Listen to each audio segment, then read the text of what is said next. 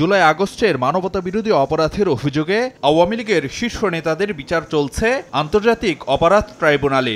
আর বিচার কাজ সম্পন্ন না হওয়া পর্যন্ত নিষিদ্ধ করা হয়েছে দলটির কার্যক্রম। শনিবার সকালে এফডিসিতে ডিবেট ফর ডেমোক্রেসি আয়োজিত বিতর্ক প্রতিযোগিতায় প্রধান অতিথি হিসেবে অংশ নেন attorney general advocate Mohammad Asaduzzaman. প্রশ্নের জবাবে বলেন, নির্বাচনে অংশ নিতে পারবেন না আন্তর্জাতিক অপরাধ ট্রাইব্যুনালে দণ্ডিতরা। সুযোগ আছে সংগঠন হিসেবে ট্রাইব্যুনালে আওয়ামী লীগের বিচার করারও। ট্রাইব্যুনালে দণ্ডিতরা আগামী নির্বাচনে অংশগ্রহণ করতে পারবে কিনা? উত্তর, পারবে না।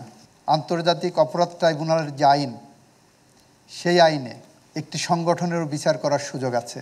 সেই সংগঠনও বিচারের মুখোমুখি হলে আইন যা তার স্বাভাবিক গতিতে যে পরিণতি হবে, সেই পরিণতি তাকেও ভোগ করতে হবে। অ্যাটর্নি জেনারেল বলেন, কার্যক্রম নিষিদ্ধ থাকা আওয়ামী লীগকে সহায়তা করলে সেটিও বিবেচিত হবে অপরাধ হিসেবে। আওয়ামী লীগ একটি নিষিদ্ধ সত্তার নাম।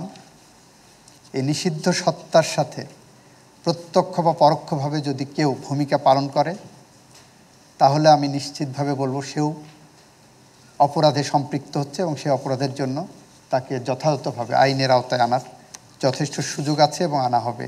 এছাড়া নতুন করে সংবিধান লেখার বিষয়েও নিজের মতামত তুলে ধরেন রাষ্ট্রের প্রধান আইন কর্মকর্তা। সংবিধান নিশ্চয়ই নতুন করে লেখা যেতে পারে।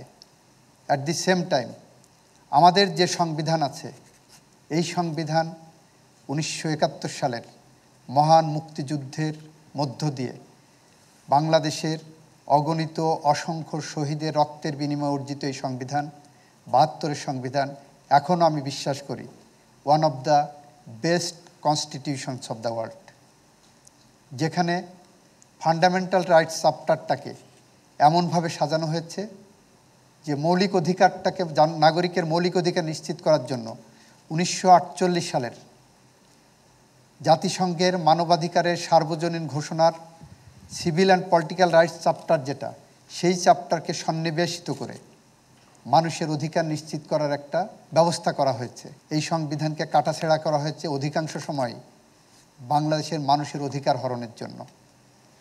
সেই জায়গায় আমরা মনে করি সমস্ত সংশোধনী বাদ দিয়ে, যেগুলো জনগণের বিরুদ্ধে দাঁড়িয়েছে, সেই সংশোধনী বাদ দিয়ে এই সংবিধানকে আরও যুগোপযোগী করার সম্ভব আছে।